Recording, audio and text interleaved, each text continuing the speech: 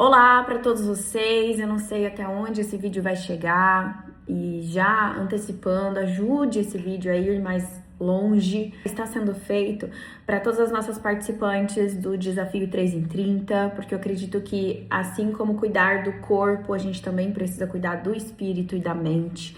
Então, coisas que eu estou trazendo aqui nem só servirá para cada uma, mas também pode vir a ser um conhecimento novo para ajudar outras pessoas a se libertarem. Eu vou iniciar com uma oração, né? A gente vai ter uma palavra que eu segui para poder construir toda essa ministração. Mas isso aqui tá longe de ser uma pregação, isso aqui é uma 100% condução do Espírito Santo.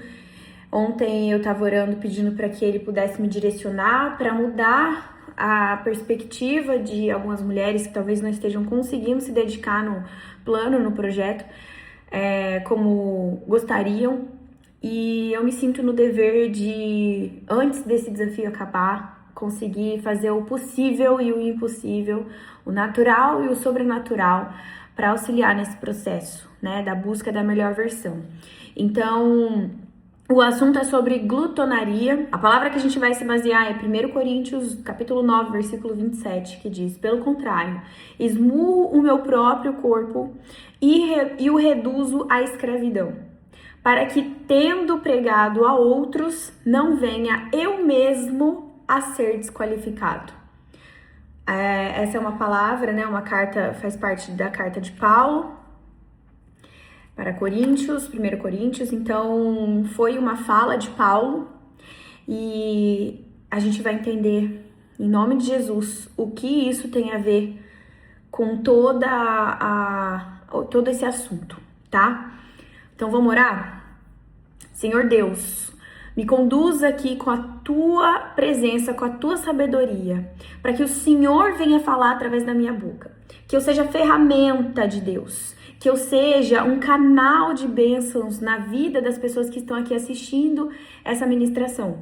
E que o Senhor venha a nos derramar todo o teu discernimento e sabedoria para que a gente possa absorver de toda a tua palavra de uma forma completa, de uma forma pura. Senhor, venha tirar todas as distorções, os enganos e as mentiras da nossa mente.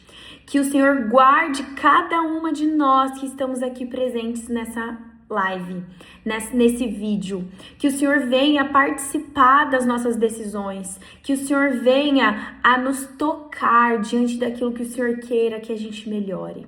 Nos mostre, Senhor, os nossos erros, os nossos defeitos, para que junto com o Teu Espírito Santo possamos nos restaurar de dentro para fora e poder viver, comer e beber o melhor dessa terra. Em nome de Jesus. Amém. Então vamos lá. Antes de mais nada, eu vou dar uma introdução aqui, baseado nas possíveis causas emocionais sofridas, né, que causam isso na nossa vida adulta. Muitas pessoas que hoje são obesas, acima do peso, que têm esses problemas com compulsão alimentar, sofreram lá na infância.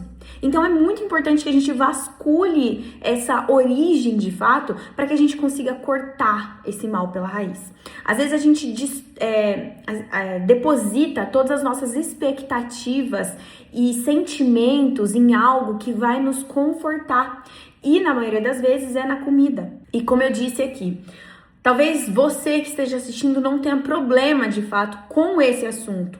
Assim como eu, por exemplo. Mas a busca de conhecimento está fazendo com que eu venha aqui e consiga instruir e orientar pessoas que possivelmente passem por isso, tá? Claro, que me baseando na palavra de Deus. E uma coisa que eu queria dizer para vocês, baseado nessa palavra de 1 Coríntios, é que nem tudo que a gente faz é em alegria constante, né? E Paulo mesmo, nessa passagem, ele fala: esmurro o meu corpo e reduzo à escravidão. Então aqui ele já induz que não vai ser fácil, que matar a carne não é fácil, né? Ele usa até um termo, esmurro, é algo que realmente causa dor, muitas das vezes, E a gente foge dessa dor para algo confortável e perde de evoluir, de crescer, de aprender.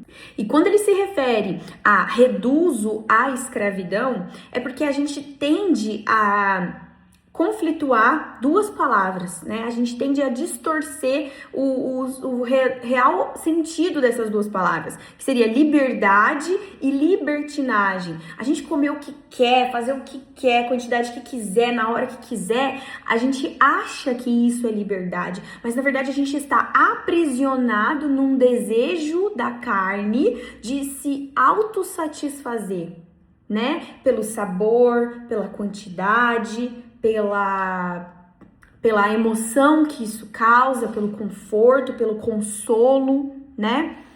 Mas muito desse excesso está ligado a algo que faltou. E, na maioria dos casos, na infância. Então, as pessoas que têm um sobrepeso, a tendência de se abastecer em excesso, de criar essa capa, vamos dizer assim, de gordura em volta do nosso corpo, é para se consolar de algo que faltou. Então, esse excesso é como se estivesse tapando um buraco, sabe? Possíveis causas emocionais sofridas na infância. Sentimento de que não é prioridade.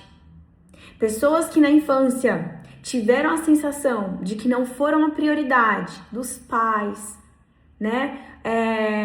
Seja lá do responsável que tenha criado, dos avós.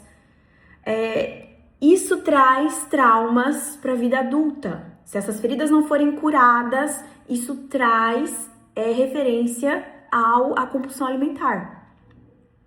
Medo de abandono. Pessoas que sofreram com isso, separação dos pais, ou esse abandono mesmo da mãe para a avó, enfim, esse tipo de coisa pode também gerar resultados aí, né, em compulsão alimentar. Tentativa de ser boazinha demais para ser amada. E isso traz um sentimento muito propício de gerar uma obesidade, um excesso de alguma coisa. A culpa.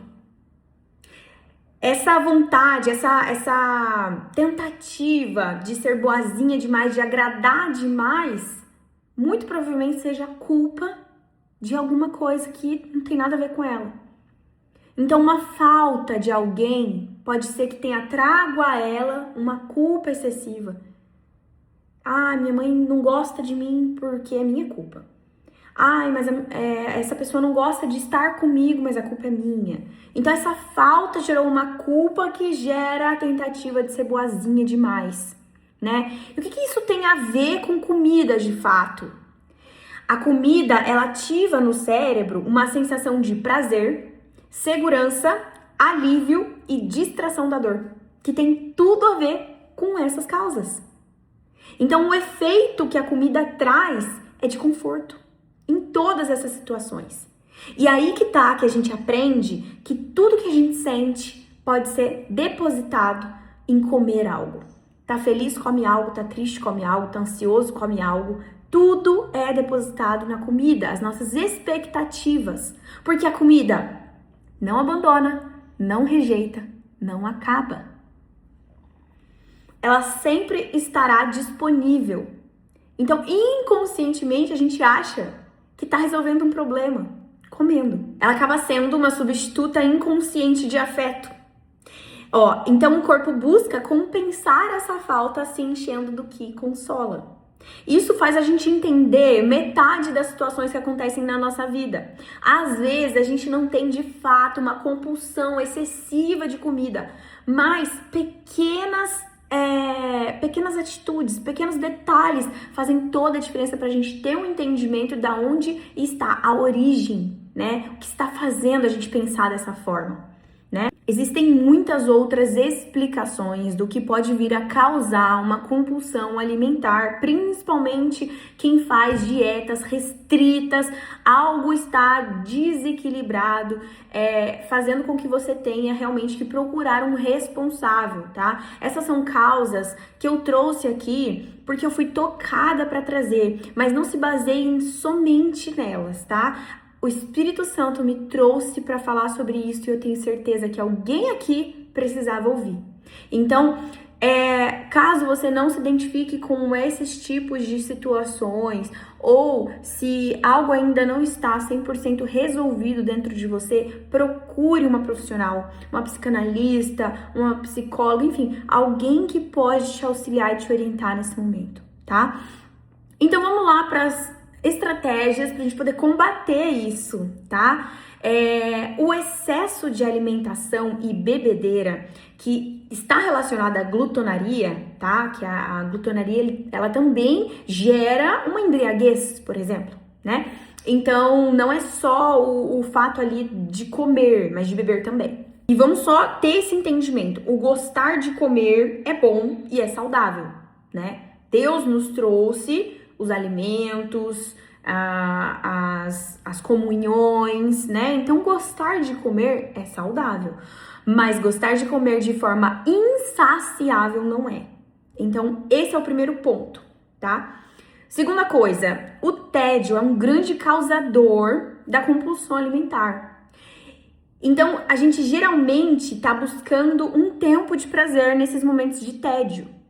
Então, é sempre necessário ocuparmos a nossa mente nesses momentos. Vê se você não concorda comigo. Em momentos que a gente tá sem fazer nada, já terminamos os afazeres ou estamos ainda resistindo em começar a fazer esses afazeres, a gente tá lá sentado no sofá, no tédio. Ai, deixa eu comer um negocinho. Ai, deixa eu abrir a geladeira. Tem um bis. Quando você vê, já foi a caixa inteira, né? Porque quem que come um bis só? Eu quero conhecer quem come um bis só com a caixa inteira ali na sua frente. Então, assim, esse tipo de coisa, esse tipo de situação, ele habilita um ambiente totalmente propício para gerar compulsões alimentares. Então, evitar tédio, como? Ocupando a nossa rotina, tá?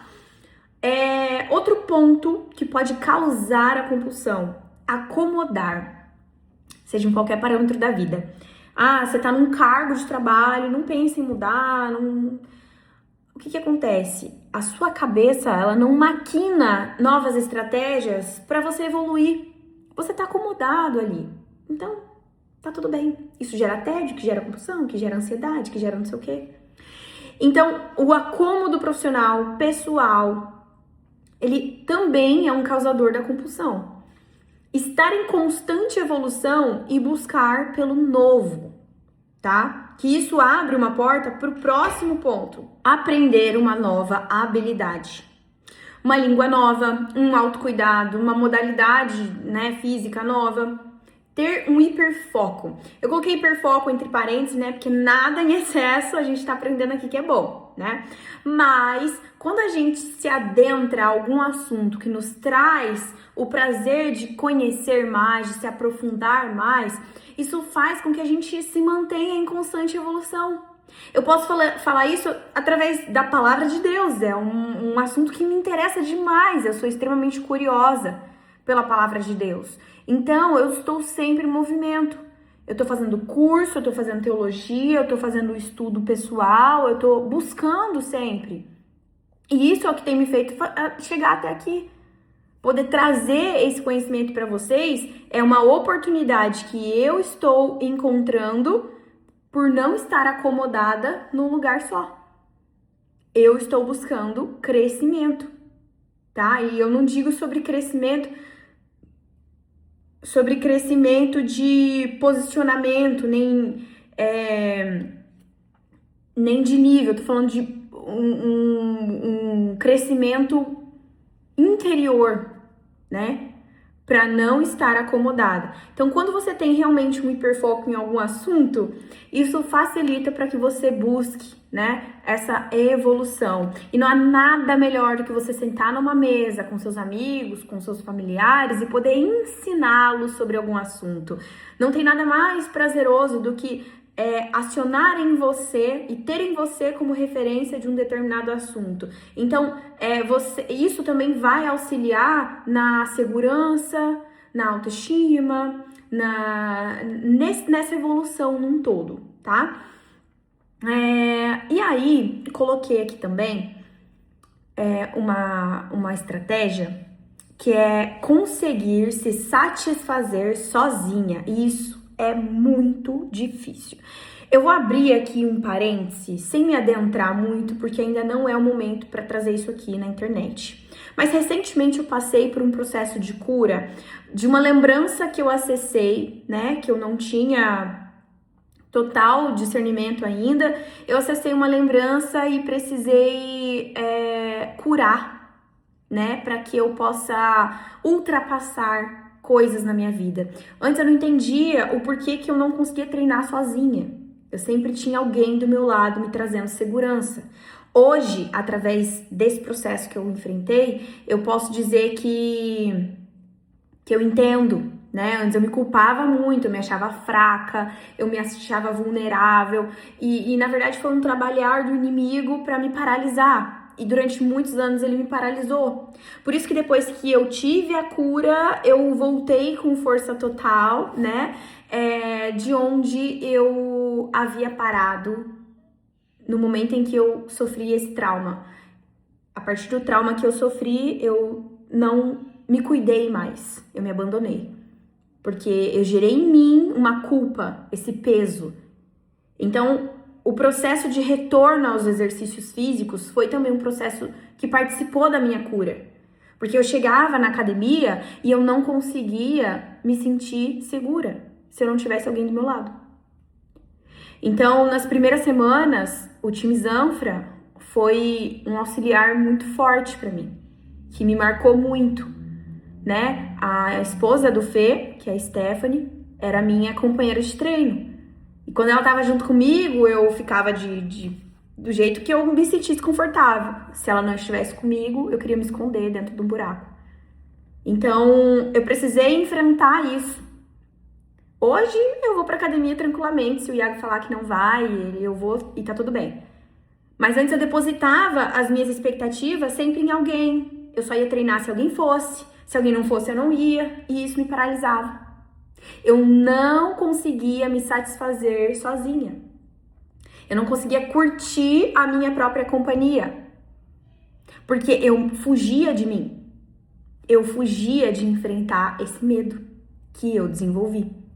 Então, vocês estão entendendo que o processo de cura, ele é extremamente importante, mas a gente precisa se permitir. A gente precisa se abrir, claro, para quem a gente confia e consegue nos ajudar. Que eu não ia conseguir se fosse sozinha. Então, eu tive uma rede de apoio muito importante para mim, né? Seja na companhia, como eu disse, do time Zanfra, e seja na minha liderança também espiritual. E isso pôde me fazer chegar aqui e falar para vocês que o fato de você curtir a sua própria companhia é extremamente importante para que as coisas aconteçam, tá? E se você não consegue, vasculha, procura a origem, a raiz. Alguma coisa tá errada. O jejum não está no plano de alimentação, ele não faz parte do desafio 3 em 30, né? Tô falando isso para as nossas participantes do desafio, mas se você tem um problema com compulsão alimentar, vale muito a pena você conhecer o potencial que um jejum pode causar positivamente em você. Ele pode te ensinar e te auxiliar demais nesse processo de superação, tá? Mas, vamos lá. Aqui agora a gente vai entrar um pouco nesse assunto jejum. E é muito importante que vocês entendam a dimensão, a importância e consigam designar quando fazer e se irão fazer, tá? Mas isso não deve ser feito de forma irresponsável, tá? Então vamos lá, vamos entender.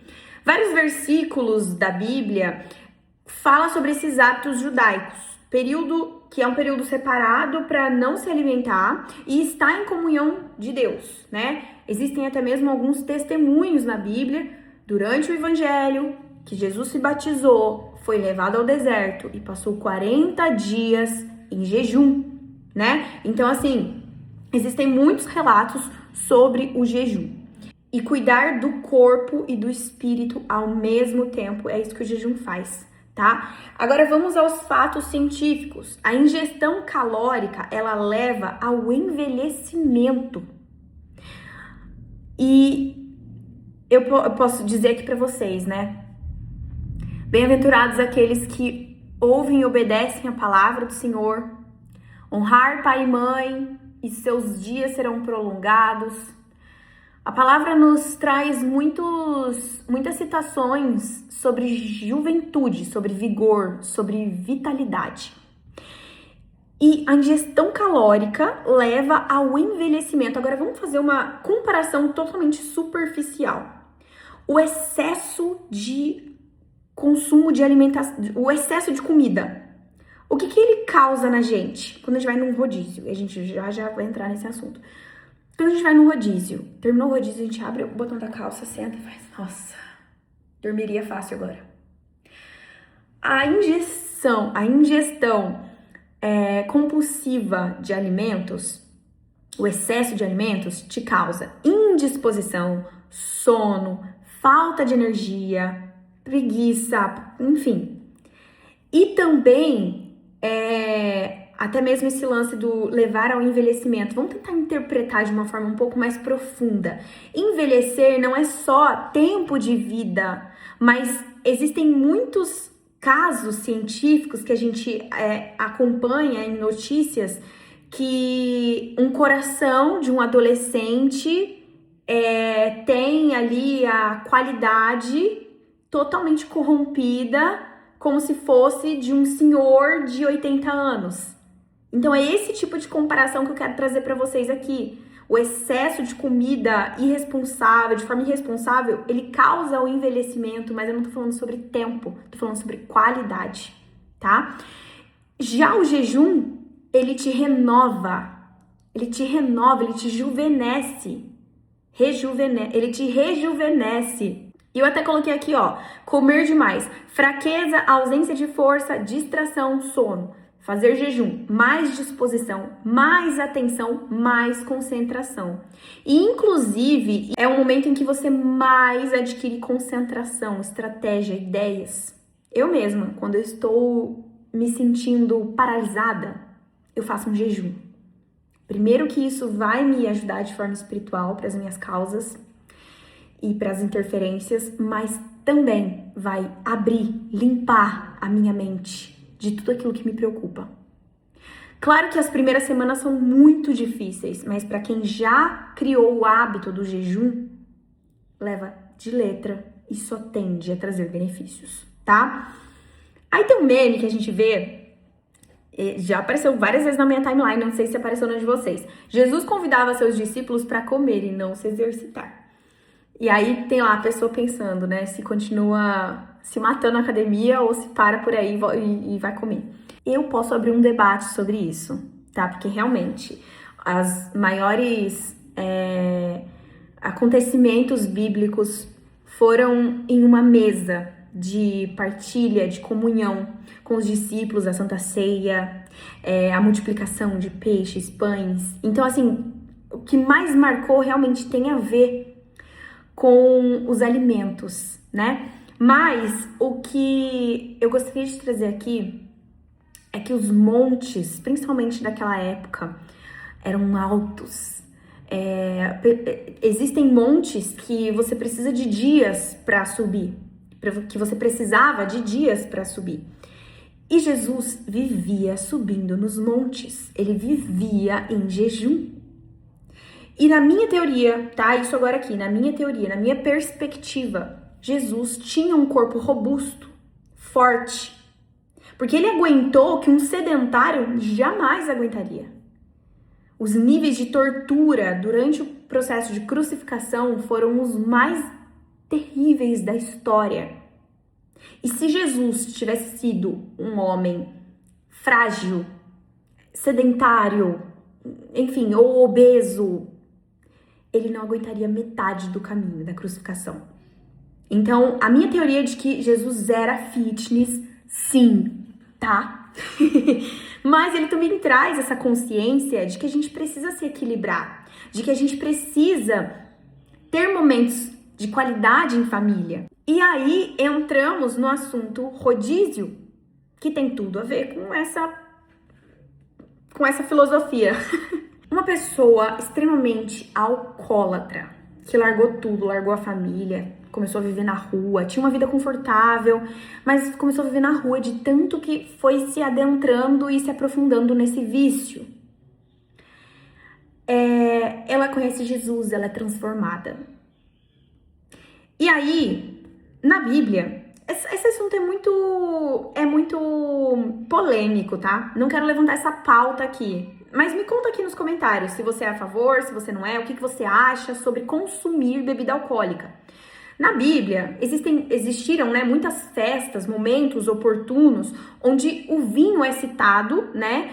Até mesmo o primeiro milagre que Jesus fez, relatado ali biblicamente, foi num casamento e foi transformar a água em vinho. Então, o vinho, ele sempre fez parte, né, de todas as histórias, das grandes histórias bíblicas. Mas Jesus abomina a embriaguez, o excesso de consumo de álcool. Então, assim, há quem fale, eu não concordo, eu corto de vez, eu não aceito, eu não bebo, nananã.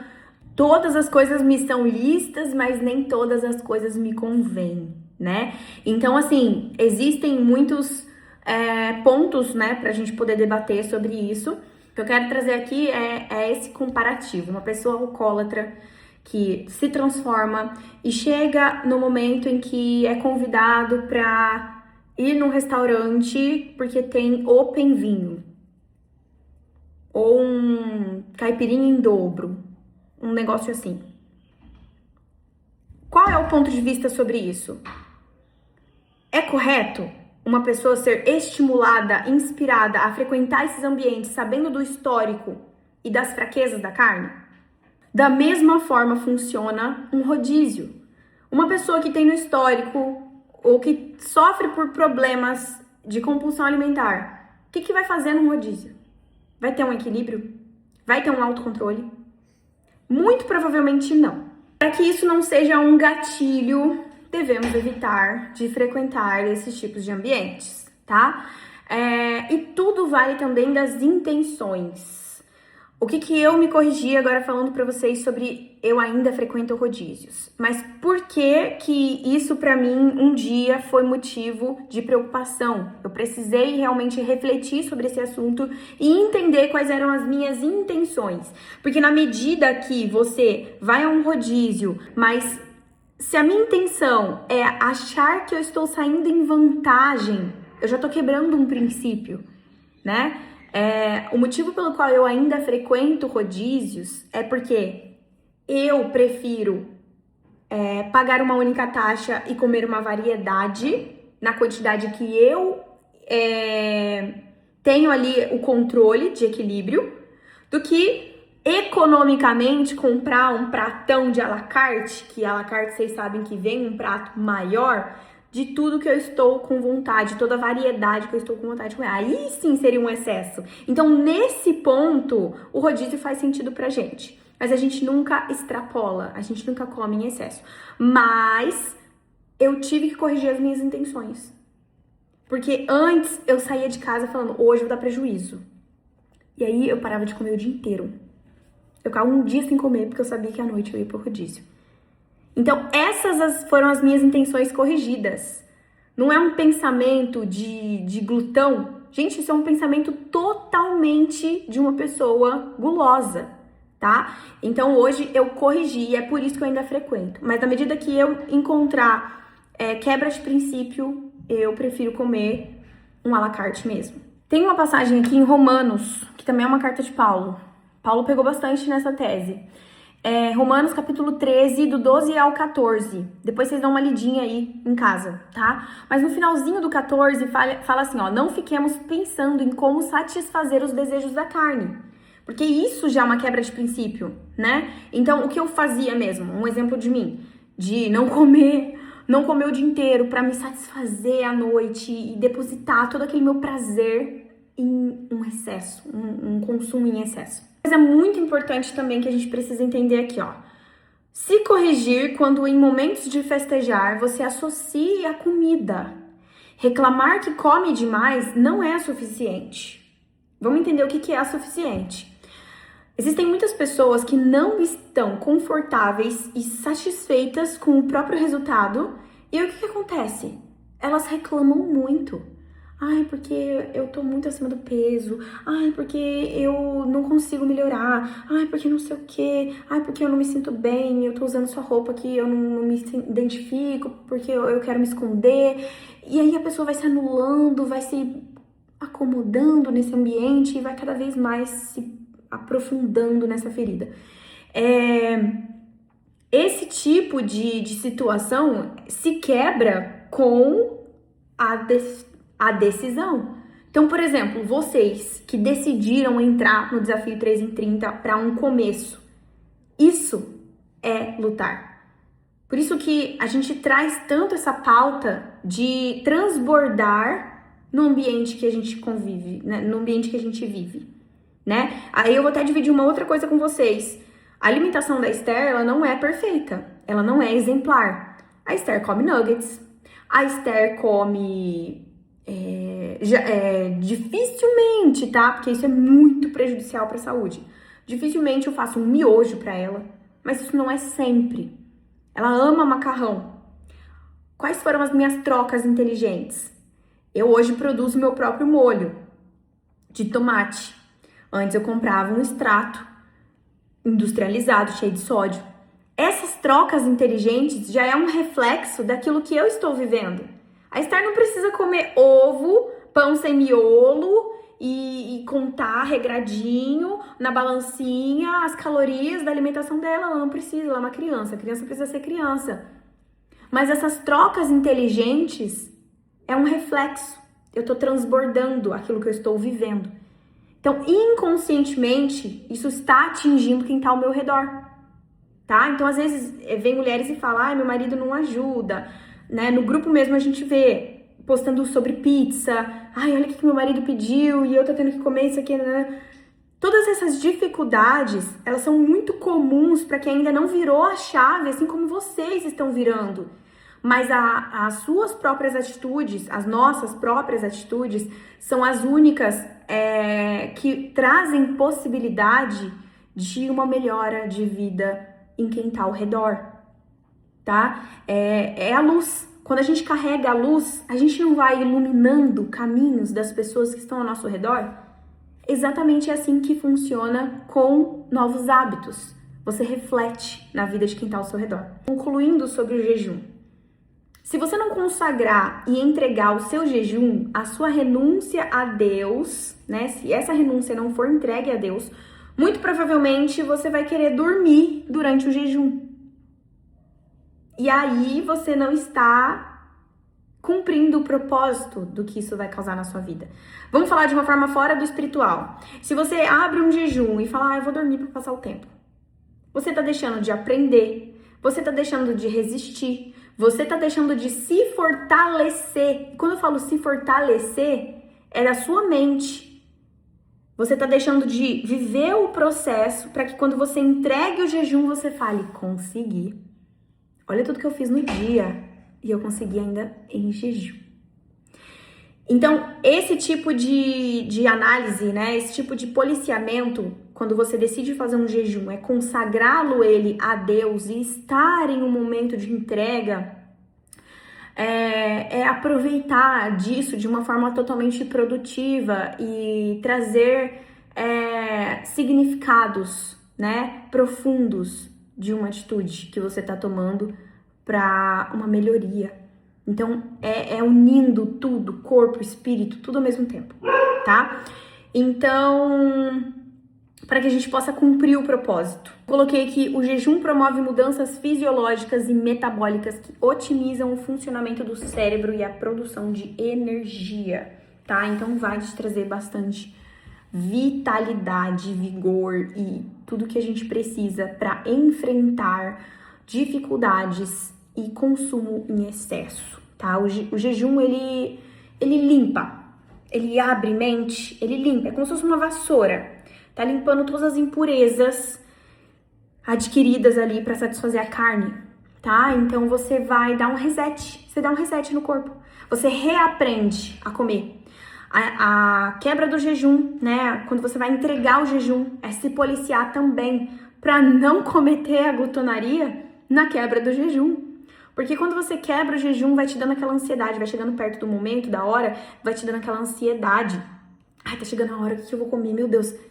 Respira, prepara a sua refeição com todo o carinho do mundo. Come os legumes, a salada, vai pra proteína, come calmamente, corta um pedacinho, põe na boca, larga o talher, desfruta, vivencia, tá? E daí depois você vai para o carboidrato e finaliza a sua refeição completa. Eu espero de coração que isso tenha trago uma resposta, uma confirmação, uma solução, uma esperança para a vida de vocês, tá? Busquem por ajuda, tá? Vocês não precisam enfrentar e nem carregar peso sozinhas, tá? Busquem por ajuda, façam aquilo que realmente vocês forem conduzidas a fazer e peça a instrução do Espírito Santo. E para você que assistiu o vídeo até aqui, principalmente se você estiver participando do desafio, eu quero te colocar um desafio para essa semana. Motive as outras amigas do grupo, para que elas não venham tropeçar, tá? E que se elas tropeçarem durante a semana, que elas sejam motivadas a voltar e recomeçar. Nós somos uma comunidade, um grupo de apoio, a gente precisa se unir cada vez mais. E é isso que eu quero transmitir aqui, para que isso não acabe, para que isso não cesse no momento em que o desafio se concluir, tá? E eu espero vocês no próximo. Beijo!